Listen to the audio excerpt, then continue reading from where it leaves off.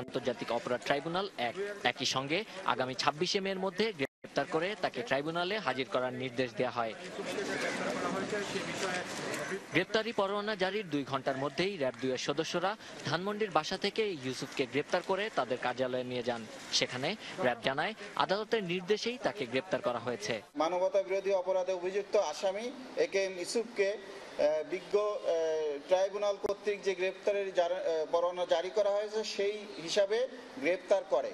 পরে র্যাব কার্যালয় থেকে একেএম ইউসুফকে ধানমন্ডি থানা পুলিশের কাছে সোপর্দ করা হয়। ধানমন্ডি থানা থেকে কড়া নিরাপত্তার মধ্য দিয়ে বিকেলে ইউসুফকে ট্রাইব্যুনালে নেওয়া হয়। তবে তার জামিন আবেদন করা হলেও সময় না থাকায় সোমবার শুনানির দিন ধার্য করেন ট্রাইব্যুনাল ১। গ্রেপ্তারি পরোয়ানা ইস্যু হওয়ার পরে সেই গ্রেপ্তারি পরোয়ানা তামিল করে পুলিশ কর্তৃপক্ষ তাকে হাজির করে ট্রাইব্যুনালে, এবং ট্রাইব্যুনাল তার অ্যাপিয়ারেন্সটাকে আমলে নিয়ে জেল হাজতে প্রেরণের নির্দেশ দিয়েছেন, এবং আগামীকাল তার জামিনের যে দরখাস্ত তারা করেছেন, জামিনের দরখাস্তটা শুনানির জন্য আছে। আসামি পক্ষের আইনজীবীরা দাবি করেন, আইনের বিধি লঙ্ঘন করে তাকে গ্রেপ্তার করা হয়েছে। যে আদেশ যাওয়ার আগেই একেএম ইউসুফ সাহেবকে কিন্তু গ্রেপ্তার করা হয়েছে। সুতরাং দুইটাই কোর্ট অ্যাডজন করা কোর্ট কিন্তু অ্যাড টুতে আর বসতে পারে না। ওই বিচারপতি আমাকে জানিয়েছিলেন যে ওনারা আর দুইটায় বসবেন না। এই জন্য একেএম ইউসুফ সাহেবকে এখন আদালতে আনার পর নিয়ম অনুসারে কিন্তু এই ট্রাইব্যুনাল আর বসতে পারে না, সেজন্য তারা আর কোর্টে বসেন নাই। কিন্তু চেম্বার জজে এরকম অর্ডার দেওয়ার কোনো বিধান আছে কিনা আমার জানা নেই, কারণ আপনারা সকলেই জানেন এই ট্রাইব্যুনালে কিন্তু ফৌজদারি কার্যবিধি প্রযোজ্য নয়। সুতরাং আসামিকে গ্রেপ্তার করে তাকে সিন করে কারাগারে পাঠিয়ে দেওয়া হবে, এইটা কিন্তু ট্রাইব্যুনালে হতে পারে না। আমি ট্রাইব্যুনালের মাননীয় চেয়ারম্যানের এটা নোটিশ আনার চেষ্টা করেছি। রাজাকার বাহিনীর প্রতিষ্ঠাতা ইউসুফের বিরুদ্ধে গত ২২শে এপ্রিল তদন্ত প্রতিবেদন চূড়ান্ত করে রাষ্ট্রপক্ষের আইনজীবীর কাছে জমা দেয় তদন্ত সংস্থা। এরপর গত ৮ই মে প্রতিবেদনটি ট্রাইব্যুনালে জমা দিয়ে তাকে গ্রেপ্তারের আবেদন জানানো হয়।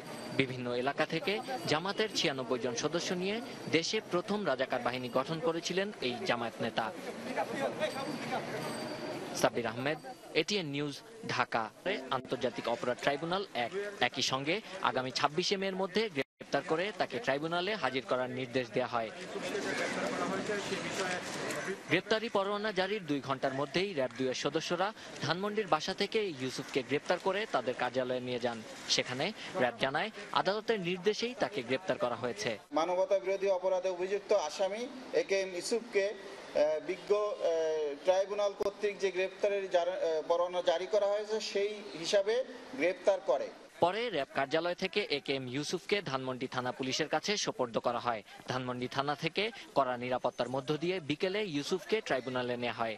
তবে তার জামিন আবেদন করা হলেও সময় না থাকায় সোমবার শুনানির দিন ধার্য করেন ট্রাইব্যুনাল ১। গ্রেপ্তারি পরোয়ানা ইস্যু হওয়ার পরে সেই গ্রেপ্তারি পরোয়ানা তামিল করে পুলিশ কর্তৃপক্ষ তাকে হাজির করে ট্রাইব্যুনালে, এবং ট্রাইব্যুনাল তার অ্যাপিয়ারেন্সটাকে